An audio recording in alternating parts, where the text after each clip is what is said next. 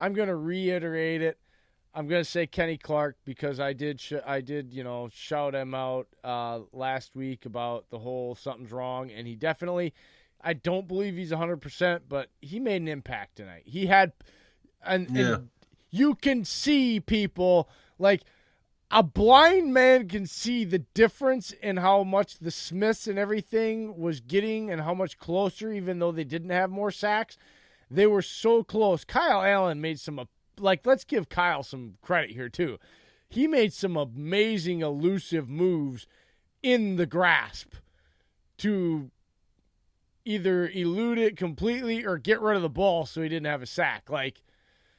There's a big difference, though, than what we saw tonight. Kenny Clark was getting pushed up the middle, and it affected how the edge rushers were affecting the game also. 2, I'm just going to say the DBs as a unit because when they had to make a play, they made a play. Yes, they seemed to be porous, and I know there was some blown coverages, and it seemed like the tight ends were eating up the middle of the field. But I want everybody to I said that earlier. It's the zone coverages they play, and that's kind of designed to force those balls there to keep everything in front of them and keep the clock moving. It's almost as if there's a reason for that. I don't know why, but yeah, it's a positive to me because they did their job. They did what they were being asked to do, keep everything in front of them, and there were some big plays, but I think every secondary for the most part does that. Third.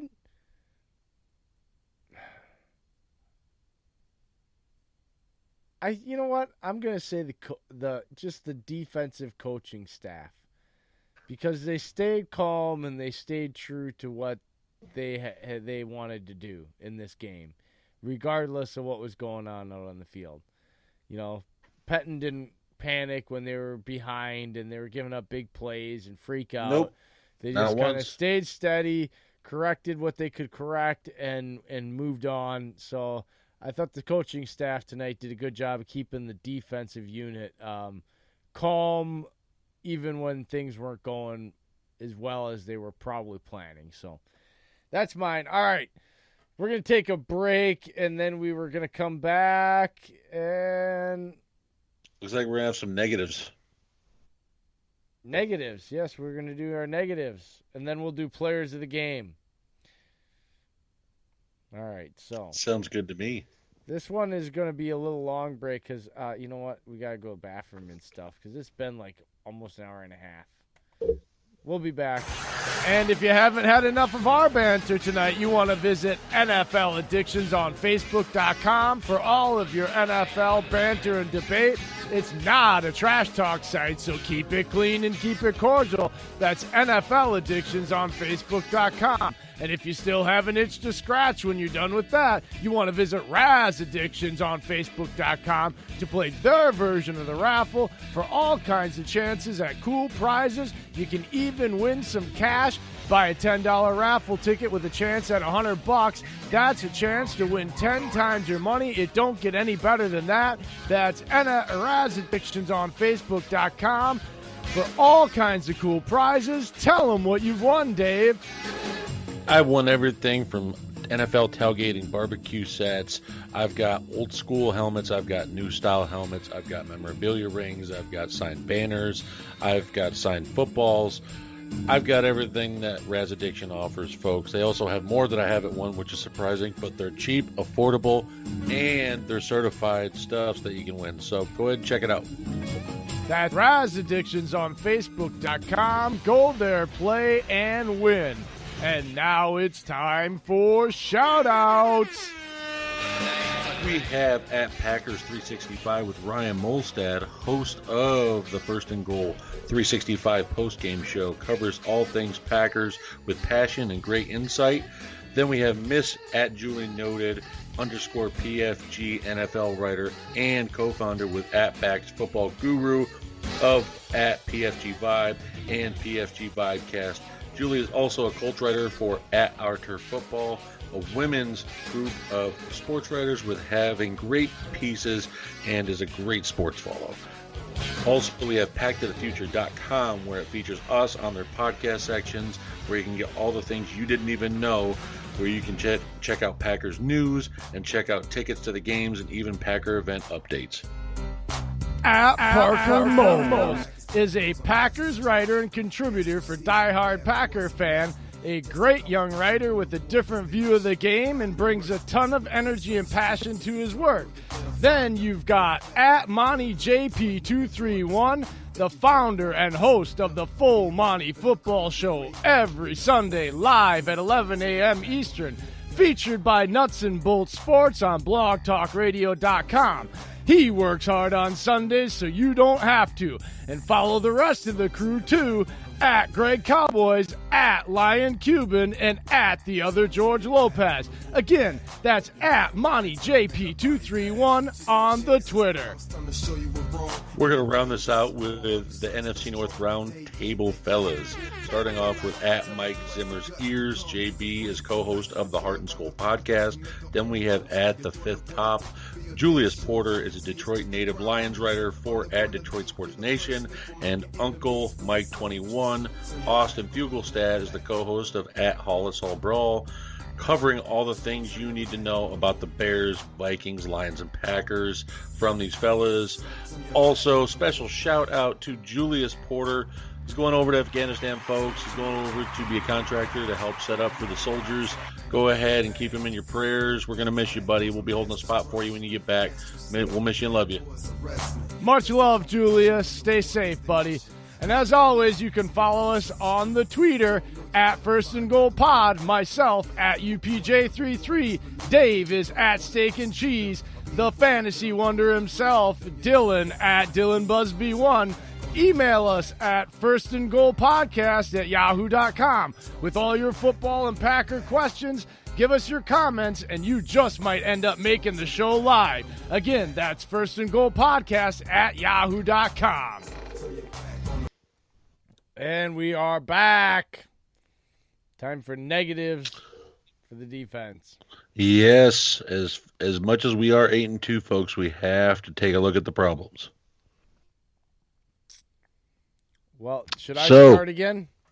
Yeah, let's keep it in rhythm. All right, yeah. So I am going to say negatives. So what are we doing here? We're doing defense or offense. Negatives for the offense. Mm-hmm. All right. Well, I would have to say the negatives for the offense, I would want to say there's still a little bit of lulls in the game where they're not in rhythm. Like, they're still trying to figure a few things out. I'm not concerned about it, but it's just, we're looking for negatives here. Like, guys ain't been open after 4 or 5 seconds, and then they're getting sacks, or they're still getting Bakhtiari has had he's had some goofy games. So I don't know. Just an off year so far. Yeah, it's just weird this year. The penalties were driving me nuts. Dumb penalties. Simple stuff. Yeah, those are mental errors, really. Lots of false starts. The not getting the plays called and on time and having to use timeouts and getting delay game penalties. And then thirdly,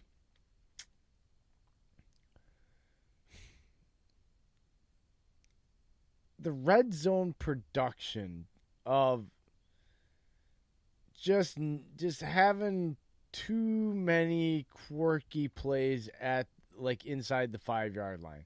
Not so much the red zone, like that 5-yard line and in. They seem to, because it seemed like Jones there at the 7-yard line when he ran in. He had some good runs tonight, but they seem to be when they were from further than 5 yards out. They had a hard time running plays from 5 yards and in the goal line area. Yeah. I'm being nitpicky here, and I'm trying to think, and I'm trying to look at my notes. We know when we're on break, but it's not. But that red zone I'm getting running, nitpicky here. Already missing a couple blocks on Gerald McCoy too. Yeah, You know, that That was stuff on so 4th and 1, that was a blowed up call. I mean, he got blowed up. But yeah, so yeah, that's my 3. That was like so pulling for teeth for me too, FYI. for uh for offense, yes, I'm gonna start off with the penalties. Good Lord. Like I Jimmy Graham, you're a vet enough to know that you started off one of the drives with a false start. Come on, dude. I know you had a good game overall, but man, just kind of keep your mind right. You're at home, the crowd's quiet, there's no reason why you shouldn't be jumping. Two, it felt like Rodgers to me wanted the big play more than ever tonight. I got it. The play action was there. You had receivers that were open, but dude, the running game is working. And he was Take your not check down. throwing those very well either. He was off. Like He was throwing. I mean, you got to think though, cutting it through the snow, wind. He put it in the area of the receiver. He was trying his best, and I give him props for that. But you know what? The run game was working. Stick with it. That's on LaFleur too. That's a combination of LaFleur and Rodgers. Stick with the run. You could have gave Aaron Jones another 7 carries to Jamal Williams, and they probably would have broke 200 yards tonight with how they were running. So. And you probably would have that's given another very tutty to true. Aaron Jones or one to Jamal. So you could have kept the Panthers off the field a little bit more with that. So, I mean, yeah, it's nitpicky. I know they had a really good game, but I'm still going to keep it at that. But I am going to sit here and say this too. My third offensive negative. Can you guess what it is? No touchdowns for Adams. No, it's not that. Because that would be forcing him in the offense. We don't need to. Some of the big catches I just mentioned. Yeah, Rogers was taking them, but you got guys like Lazard, like MVS and Adams. You need to catch those. They were in your hands, That's and true. I can't sit there. Yeah, I understand Rogers. I'll nitpick him all day for taking those deep shots when the running game's working or the check down routes are there. But I will not sit here and say those receivers didn't have a chance. They did. Adams clearly had a shot at that one deep ball. He dropped it, a rare drop. MVS, and just think that could have changed the game. That's another possible at least 10 points or 14 points left out of the field. At least 6. So, I, dude, that's 3 huge bombs that I'm they just would saying. have been able It's to. at the very least 6, because I think one still would have been just on the other side of the Panthers' 50-yard line. The other 2 were deep in field goal territory. I never doubt Mason Crosby's leg. He's got a leg. I know he does. So, But yeah, but yeah, that's why I'm going to sit here and say with that, those are my 3. They're nitpicky, but that's why they're nitpicky, folks. This is a win against a good football team. okay. You got your 3 then? Yeah, I did one for offense. You need my 3 for defense? Yes. Okay. Well, we're going to go ahead and start out with this. Why in the hell was Billy Bob Lancaster on the field again? Jay, I'm backing you on this. Good Lord.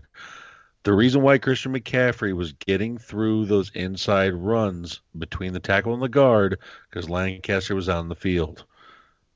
If you put Kenny Clark in there, he was getting met at the line or within 2 to 3 yards, and that was it.